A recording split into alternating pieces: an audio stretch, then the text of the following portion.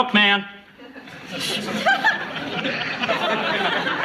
That's just a little joke. A real good one, Mr. Tilford. Yeah. Well, there's your milk. Oh, look at this.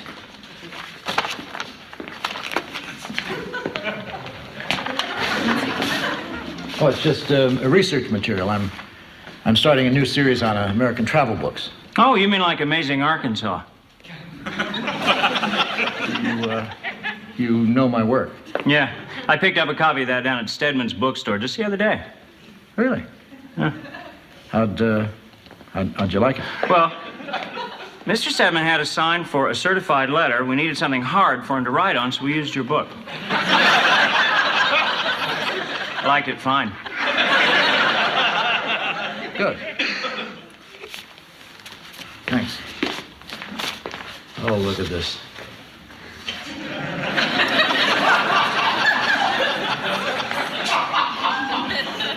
It's photographs for my new book. I'm still at the title stage. I'm thinking of calling it Captivating Kansas. Or maybe Colossal Kansas. Why not just Boring Kansas? Well, see, that's why I'm writing the book, because I think Kansas can be just as captivating and colossal as Arkansas can be amazing. All right, look at this. The eloquent symbol of the American heartland, the old red barn. And this one. The old brown cow. You're having fun with me, aren't you? Maybe, maybe not. I'd say you got your work cut out for you. Oh, the mail came, huh? Anything special? Oh, my research stuff on Kansas. You mean Captivating Kansas? Maybe. Maybe not. Oh, Dick, you know you're always worried when you start a project. It doesn't take long before you're into it and you're just brimming with enthusiasm. Yahoo! Don't force it, honey. Just let it come naturally. No, a few weeks ago, I mailed off an inquiry to have the Stratford declared a historical landmark, and, just on a whim. And Fairland Press, and they're going to send some inspectors next week to see if we qualify. Well, that's wonderful. Yeah, it's like a whim come true. Gee, it'd be great if we did qualify, but to me, an historic landmark is someplace important. Like the Alamo. Well, the rules state a landmark is a structure that is architecturally or historically unique. Nowhere in the rules does it say that Davy Crockett had to die in it. You're saying we're historically and architecturally unique? I'm not saying it. We are. And I'm sure the inspectors will agree. What inspectors? The ones that are coming to see if we qualify as a historic landmark. Really? What an honor. That's very rare and very unusual. They give you a plaque to commemorate that and everything. How do you know that? My family's home in Rhode Island has one. Oh, how did it qualify? It's my family's home.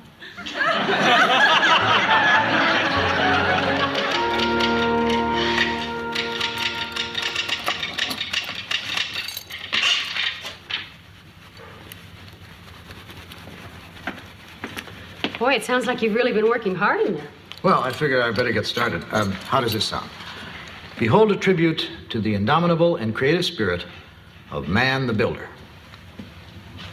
That sounds impressive, but what's it got to do with Kansas? Nothing. It's the inscription for our plaque. Honey, I know you're excited about this, but the inspectors aren't even here yet, and the deadline for your book is just a few weeks away. So I'll miss the deadline. What's the worst that could happen? They could cancel your contract. You'll never work again. You'll start to drink. Probably end up on Skid Row with a bottle of wine and a 2-bit bimbo. It's all right with me, but would you be happy? They didn't come yet, did they? Not till this afternoon. Oh, good. Help me hang this over the hearth. What is that, George? It's a gun, Dick. No, I know that. Why do you have it? I thought the inn would look more authentic with a musket hanging over the hearth. Well, that's exactly what we don't want to do. I mean, if the inspectors think we're faking up the inn, we're finished. Look, I have to write a book. Just take that phony prop back to wherever you got it from. I got it from the basement. This used to hang over the hearth.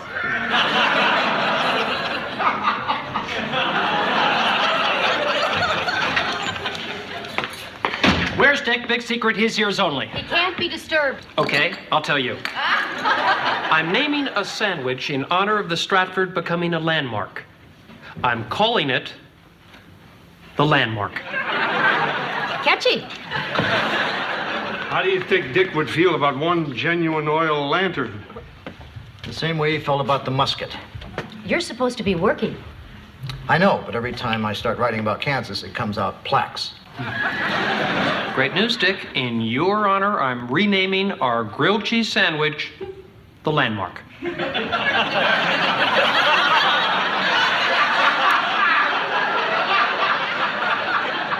That's exactly the look I was hoping to get.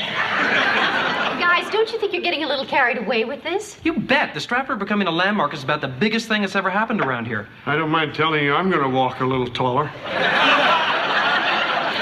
I don't think it's going to make that big a difference. Well, Joanna's right. I mean, nothing's going to change. We're still going to be the same people. There's still going to be the same inn. We're just going to have a plaque over the door that says we're better than everybody else. That's assuming we're approved. We're going to be approved. Well, all I'm saying is if we aren't approved, it's not the end of the world. See, that's the sort of thing you say to prepare someone who's not going to be approved. Are you saying we're not going to be declared a landmark? Is that what you're trying to say? Well, no. I'm just saying that whether we're approved or not, you can't let it consume your lives. You know, she's right. I mean, time can't stop to wait for a bunch of inspectors to get here. I mean, George, I know you have work to do. Kirk, you have a cafe to run. I think we should all just do what we have to do. Good. Where are you going? I'm going to wait in the driveway for the inspectors to come.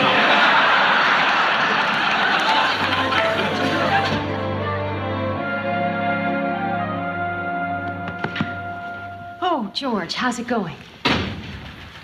I'm a little hurt. What's the matter? Dick's out there with the inspectors. He told them the back fence hadn't been painted in 200 years. So? Well, who do you think they're going to blame? It's not fair. It's only been 30 years. I don't know who didn't paint it before that. Some layabout. George, that wasn't a reflection on you. Dick just wants to impress them with how authentic everything is. I just hope he's not laying it on too thick. Welcome to the 18th century. This is my wife, Joanna. Hello. Mr. Kenworth. Hello. And Miss Fletcher. How do you do? So nice to meet you. And, of course, I can't forget our caretaker, George. Hello. How you doing? I'm a little hurt.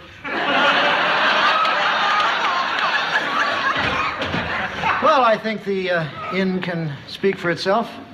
You don't need me to point out the meticulous adherence to detail, the classic colonial design. I'm sorry. It's just a great inn. It certainly is. Write it down.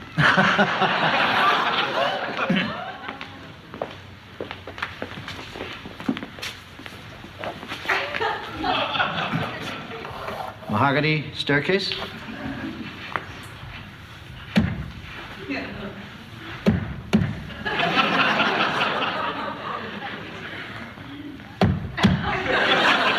Solid.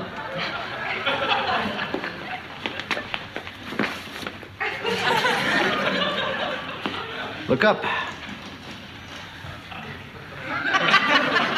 Crown moldings. Incredible craftsmanship. Every detail hand tooled. Dick, take it easy. You're right. All right, no more talking.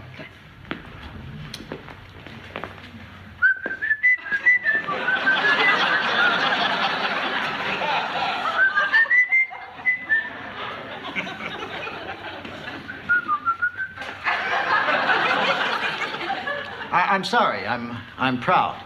I love this place, and I know it's clearly landmark caliber, if only for the fact that James Madison once stayed here. No. I beg your pardon? Madison never stayed here. Yes, he did. No, he didn't. Yes, he did. Mr. Loudon, history tells us that Madison never went further north than New York. History's wrong. Mr. Loudon, trust us. He was never here. Well, he missed a great place. The stone in the natural fireplace is from the quarry. It was built... I'm acting like a jerk. Honey, you just have to relax. I know, I want it so much. Well, Dick, those inspectors are professionals. Now, they're not going to disqualify the inn just because you're a jerk. Mr. Loudon, Oh, I almost forgot you were here. we can't thank you enough for bringing this beautiful inn to our attention. You must be very proud of it. It's very lovely, very charming, very authentic. It's a shame it's so ordinary. What? Well, Mr. Loudon, as you know, New England boasts hundreds of colonial inns, of which this is a shining example. However, it lacks some special, outstanding quality that would raise it above the rest. It's a beautiful inn. It's just not unique. But that doesn't mean that it can't still be deeply treasured and richly appreciated. It's a jewel. God bless you. Thank you for your kind words and your time. Naturally, we're a little disappointed, but we both appreciate your integrity and your commitment to your work. And we feel ourselves honored just to have been considered, right, Dick? Get out.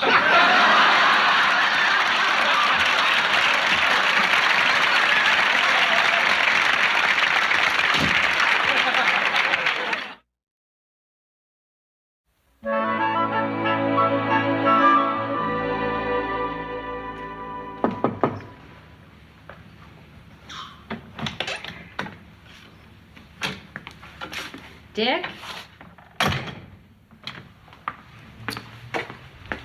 Dick? Dick? Oh, I'm sorry, honey. I didn't hear you. I was working. You're watching television. I'm taking a break. It's my favorite program.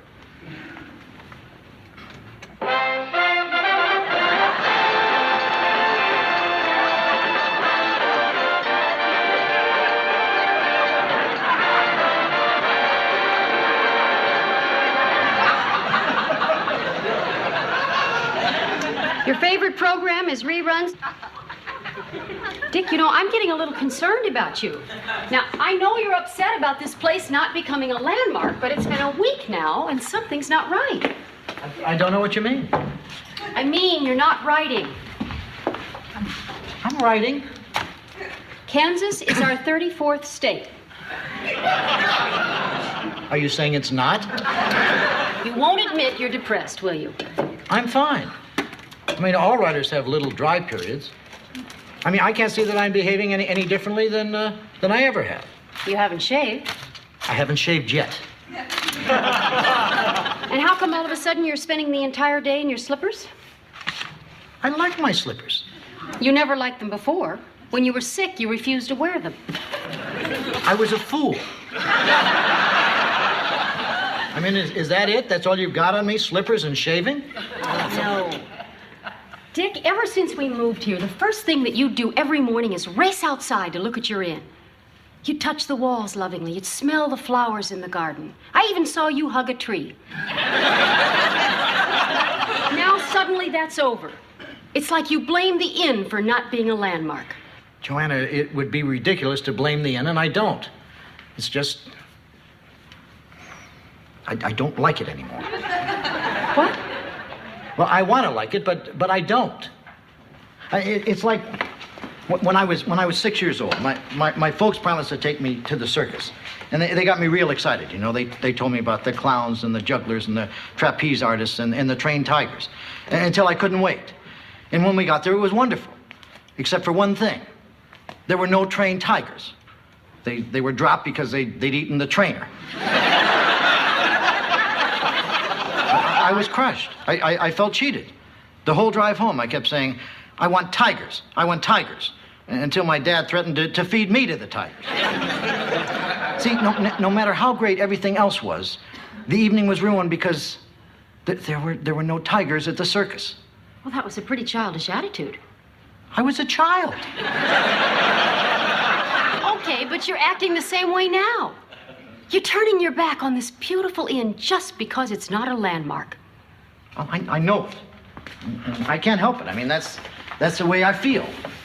And maybe I'll get over it. I mean, I got over the circus. I don't know. You're still talking about it. You're right. I'm doomed. Go away. I'm doomed. Yes, Leslie. A couple just came in. They'd like a room. Oh, good. You take care of it, Joanna. I'm busy. No, Dick, I think you should take care of it. I think it would be good for you. Fine. And when I'm through, you can take me outside and sit me in the sun. Where are they? They're right there. Hi. We'd like a room. Hey, $25. It's a beautiful inn. In that case, $35. Is this with a bath? We have rooms with a bath. Just tell me what you want. With a bath. $45. Excuse me, how old is this inn? Old. Inns are old. There certainly are some beautiful ones around here. Oh, there are some spectacular inns around here. Inns that would make our place look like an outhouse. Unfortunately, you're staying here. Dick! Hello. What is going on out here? Nothing. These people are trying to tell me what a nice place this is when I know it's a dung heap.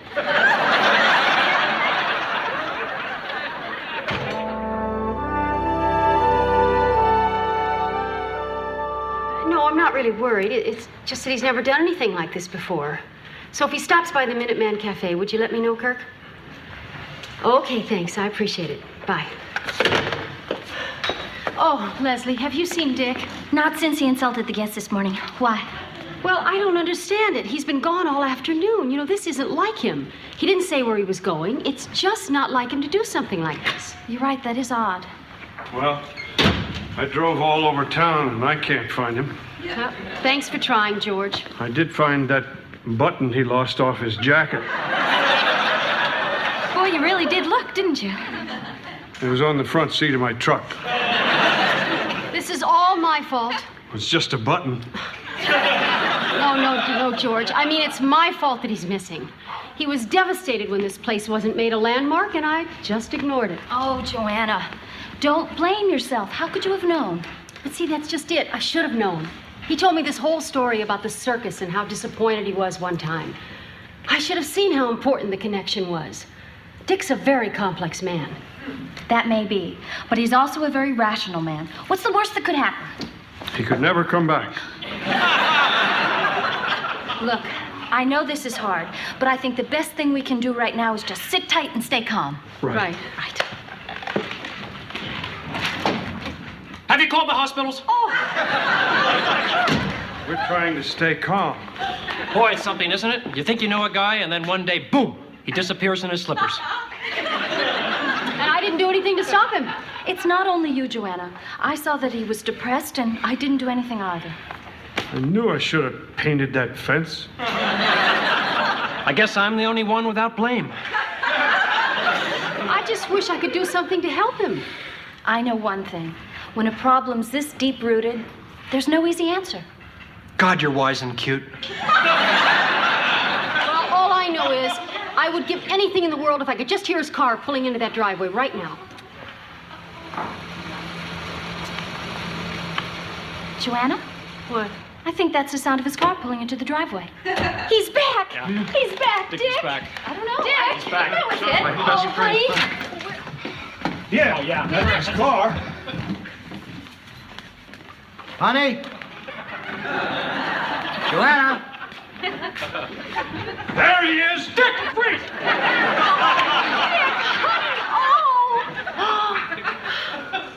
How long was I gone?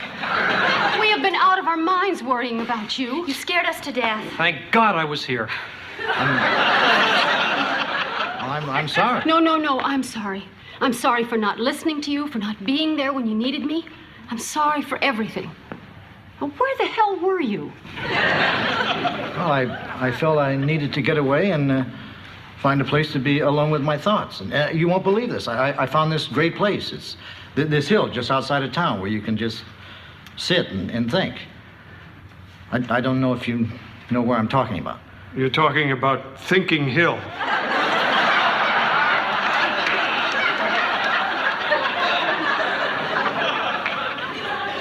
Anyway, I was sitting there and thinking, and I mean, to tell you how badly I felt, I considered doing something drastic. Not jumping. No, not jumping. I'm not crazy. Tell them. You said you almost did something drastic. Well, I thought about selling the inn. I mean, it was making me miserable, so why not unload it? And then I saw this sort of vision. We may be standing on hallowed ground. I looked out, and in the distance, I saw this place that was perfect in every way. The kind of place I'd always wanted to have. And then I realized that it wasn't a vision. It was this place. I mean, a home. The place that I'd lost my taste for because it wasn't a landmark. And then suddenly it hit me. I mean, the answer to my whole problem. So what? What do you mean, so what? I think it's great it came to you. No, what came to me was, so what? Come on, make sense, Dick. Well, it's that simple. I mean, I came up here for a better life, and I have it. I mean, it's not perfect, but so what? The inn's not a landmark, but so what? I mean, there were no tigers at the circus, so what? And you see what I mean? So what? That's some revelation, Dick. I'm sitting on 1,200 slices of Velveeta, and you're saying, so what? So long. Let me get this straight. You say the answer to your problems was so what? The answer to my problems was letting go of my disappointment and being happy with my life the way it is. Oh, good. Because I was worried when you said, so what? I just want you to know that I'm glad you're back. Oh, well, thanks, Leslie. I'll start supper. Hey, Leslie, did you understand that part about the tigers? No. Me either. So what?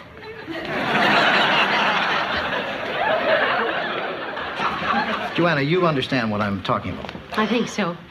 We all spend too much time regretting what we don't have and not enough time enjoying what we do have. Exactly. And what we have here is a really keen inn. Welcome home, honey. I'll help Leslie with supper.